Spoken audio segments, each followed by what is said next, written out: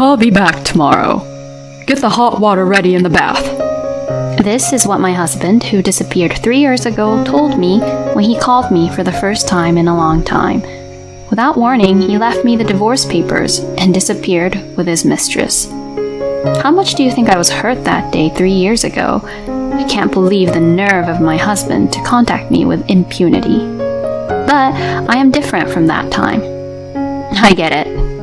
Stifling my anger, I calmly replied and hung up the phone. I can't wait to see what my husband will look like when he gets home. I hope he'll feel the same way I did then. Suck it up. I am Mary, 30 years old, and I have an office job. I met my husband Dean through a social networking site. It all started when I found out on there that Dean was hosting a meetup for fans of my favorite band, and I contacted him. The band was not that famous, and all the people around me had never even heard of them. I had always attended gigs alone and had been looking for someone to talk to. The place where the meetup was to be held was close to my house, so I contacted him on the spur of the moment. Dean returned my message very politely and even gave me directions to the location of the meetup. Dean, the moderator on the day of the meetup, was attentive to all participants and kept the place lively. I was also nervous to attend the event, but thanks to Dean, I was able to enjoy talking with many people.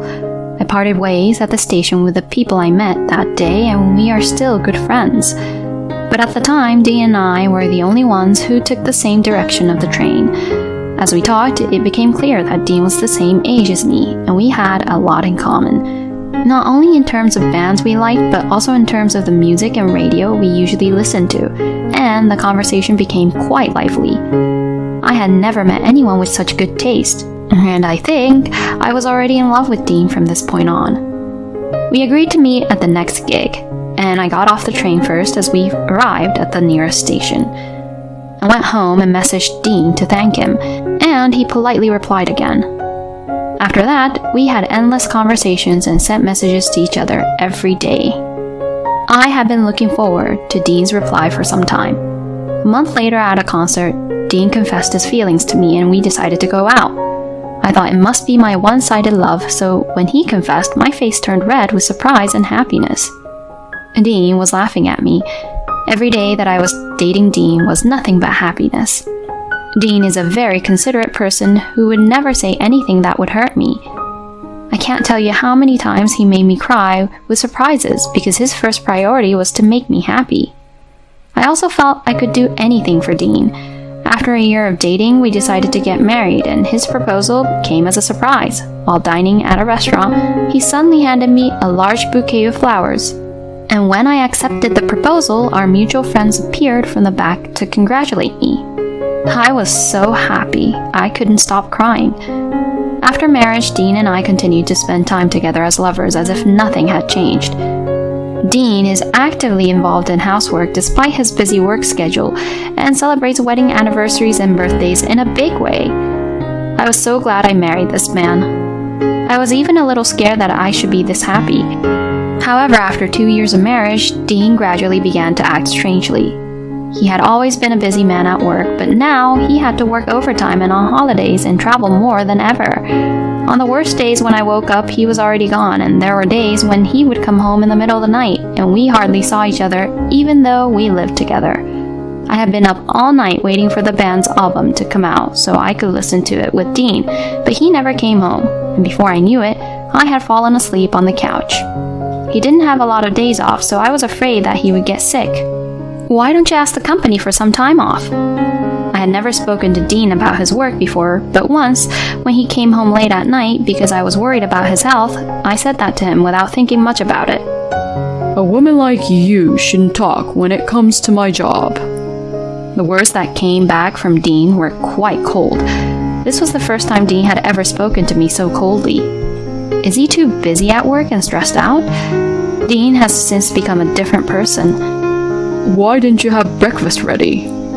I once woke up one day to Dean's voice. I thought I had slept too late because it was my day off from work, so I jumped up and looked at the clock, but it was only 5 in the morning. You know, I've been meaning to tell you this for a long time, but seriously, you are a zero when it comes to being a wife. When I went to the living room, Dean spat that at me and went to work. How unreasonable of him to be angry at me for not having breakfast ready at 5 in the morning. More importantly, I had never dreamed that Dean had thought of such a thing. I also work, and certainly the housework will not be perfect. I was so shocked that I spaced out for a while. Maybe I shouldn't be so busy at work. I knew I would have to work harder than ever at housework and wait for Dean to settle down at work until he was as good as he was when we first got married. I am sure that one day he will return to his former gentle self. I believe that and did everything I could to make the house a peaceful home for Dean when he returned. But no matter what I did, Dean always gave me the cold shoulder. So I tried my best even though I felt like my heart was about to break. One day, while checking Dean's pockets to take his suits to the cleaners, I found a pair of women's earrings. Obviously, it is not mine. The moment I saw the earrings, I was convinced that all of Dean's previous actions had been a lie. He's not busy at work, he's meeting with his affair partner. That's why he's not at home at all. I felt ridiculous and very miserable at the same time for having cared about Dean so much. I stayed up that day waiting for Dean to come home. When Dean came home in the morning, I confronted him with the earrings. Whose earrings are these? It was in your suit pocket. It is not good to get angry from the beginning and start fighting, so I asked in a calm tone of voice, wanting to discuss the matter properly. Maybe I was thinking too well that Dean would panic and apologize. Oh, it's my girlfriend's earrings. Thank you. I'll give it back tomorrow. Dean was unfazed and tried to take the earrings. I was surprised at Dean's attitude. There was no sign of panic, and Dean spoke as if it was normal that he was having an affair. Huh? You're not going to apologize or anything? Or don't you realize you're doing something wrong? We're married, aren't we? I unintentionally accused Dean in a strong tone. Shut up. That's what I'm trying to say. Can't you see that you're the cause of this? He headed for the bathtub, but of course I had not heated up the water. No wife would heat up the water in the bath and wait to discuss an affair, right? But Dean came to the living room again. Why haven't you heated up the water in the bathtub? You can't even do that? And he blames me. I didn't know what to do anymore. He has no intention of discussing or stopping the affair. There were so many things I wanted to say, but I felt like there was no point in saying them. I couldn't say anything back, and all I could do was cry. I decided to go to my bedroom in silence, crying on my bed, and without me falling asleep, morning came. Dean did not come into the bedroom that night. When I left the bedroom, Dean was already gone in the house. Did he leave in anger? Stunned, I entered the living room and discovered something shocking on the table. There already was a divorce document signed by Dean and a short letter he left behind. Goodbye. Sign these and send them out. That was all the letter said. I rushed to contact Dean's phone, but he seemed to refuse my calls, so I couldn't contact him. Is it possible for a couple to quit so easily? Was it wrong that I blamed him? That day I took off work and called my in-laws. However, my in-laws have been calling Dean too, and he is not answering the phone. None of our mutual friends have been able to contact him. I also called Dean's company, and to my surprise, he resigned 2 weeks ago. On second thought, it is also strange to have divorce papers ready in the middle of the night. Perhaps this was planned. As for life after that, I honestly don't remember much. I could no longer listen to the songs of the band I loved so much. I could no longer go to work and took a leave of absence. The emotional scars did not heal easily, and I was unable to leave the house for many months. My mother, who was worried about me, came to my house and agreed to stay with me for a while. 3 years later, I was finally able to return to my normal life. Maybe I can start moving forward again. One day, as I was beginning to feel this way, the phone rang as I was cooking dinner at home. It's a call from an unknown number. Fearfully, I answered the phone and heard Dean's voice, a voice I thought I would never hear again. I was so surprised that I thought my heart would stop. Dean, on the other end of the phone, is now saying these words. I'll be back tomorrow. Get the hot water ready in the bath. He said. I couldn't believe it. Has he forgotten about what happened 3 years ago? How the heck is he going to come back and face me? I don't understand. I had a lot to say, but I said, I get it, and hung up the phone. Then the next day, I received another call from Dean. Hey, what happened to our house? It's our house, right? Explain to me what this is all about. Dean ranted furiously. Yes, the place where the house we lived used to be is now a construction site. Our house? What are you talking about? That's my house. Oh, I forgot to boil the water in the bath. When I say this, Dean takes his anger out on me even more. Your husband came home, but what's with that attitude? Where the hell are you? I'm right behind you. Also, you're not my husband, you're my ex-husband. Dean turned around and there stood me, my in-laws, and my lawyer. Dean panics as he sees us and loses his grip on the phone. Why the hell are Mom and Dad here?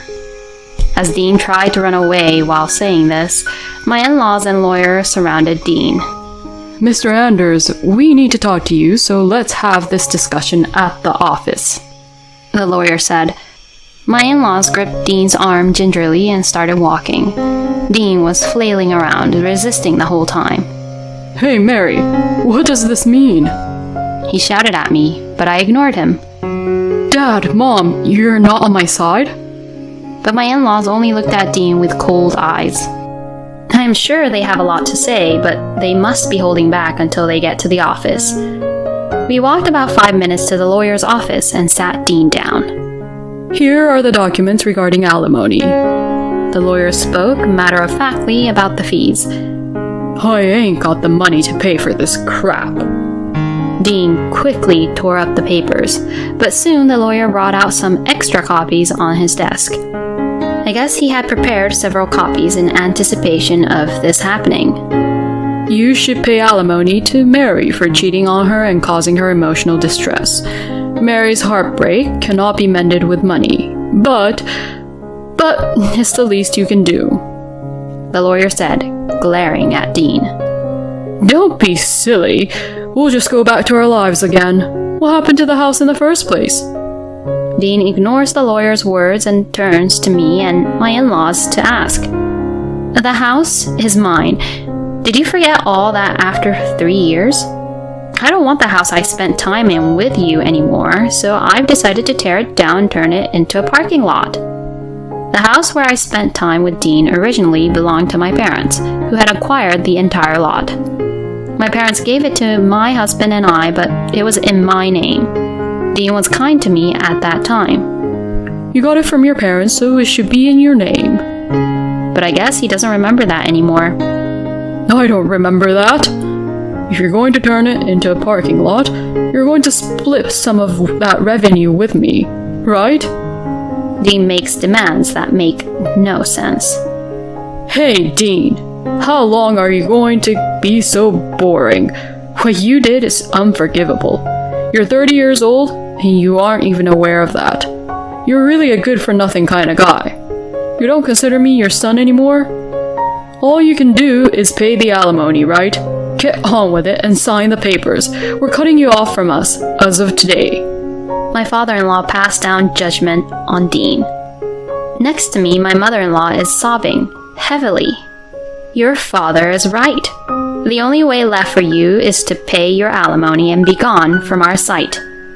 As I said that, he replied, I'm sure you were a little glad for me to be back, even though you were lonely and alone. Mary, you don't have to be so tough. Dean said with sarcasm, but I laughed. Huh? No one here is lonely or happy at all. I never wanted to see your face again for the rest of my life. I'd be glad if I could get you to pay me alimony, though, I said. And now, Dean was crying. Don't say that. Mary, I'm sorry. Let's start over again, he said. I was dismayed to see Dean. Don't be silly. There's no way I'm going to start over. Back then, you served me those divorce papers right then and there. And besides, I'm already remarried. As I say that, I'm her husband, Jude. my lawyer introduced himself. When Dean disappeared, I was too depressed to do anything. It was the friends I met at the meetup where I met Dean who helped me at that time. They came to my house every day and listened to me. One of them introduced me to Jude, my lawyer, and now husband. With Jude, we discussed with our friends whether we should try to locate Dean. Jude advised me that if I wanted a divorce or wanted to file for alimony, then we should look for Dean. I didn't want to start over again. I didn't want to see his face. We agreed that if he showed up someday, we would charge him a huge fee. It was also Jude who advised me to turn the house I lived in with Dean into a parking lot. Jude advised me as a lawyer, but also provided emotional support. After several meals with friends, he and I became friends and decided to go out with each other. And we just got married a few months ago. Huh? Remarried? So what am I supposed to do? Dean started ranting like a child. I don't know. You brought this upon yourself. Why don't you just sign the papers and go to your beloved mistress? I said, and Dean threw his hands up in defeat and signed the document begrudgingly. Come on. Can we please just split it up? Dean looked at me, his voice strained. No one is going to do you any favors, right? Make sure you pay her on time. Before I could answer, my father-in-law threatened Dean, and Dean took his bag and ran from the office as if to escape. After Dean was gone, my in-laws bowed deeply and apologized. Until he pays the alimony properly, I will take the responsibility as a parent. Mary, I am so sorry for the long wait. Jude then responded. Now that he has already signed the paperwork, I'll do what I can to make sure he pays. So, thank you for your time today. Dean gave us the runaround at first, but Jude firmly made him pay in a lump sum. According to Jude, Dean has no savings at all, and he has to make do with a day job to make ends meet. The alimony was paid with a loan. He had been living like a pimp after he left that day. The affair was with a woman who seemed to have very good money, and he was completely spoiled. However, Dean was not willing to work at all, and the woman got fed up with him and kicked him out of the house. Dean, who had not worked for a long time and had no savings, seemed to be walking aimlessly on the street and came up with the idea of coming back to me. He probably thought he could use me in such a convenient way. I think I was able to fight Dean because Jude was next to me, and I am stronger than I was then. After the fee was paid, I blocked any communication from Dean. I don't know what he is doing anymore. Jude and I are enjoying our honeymoon.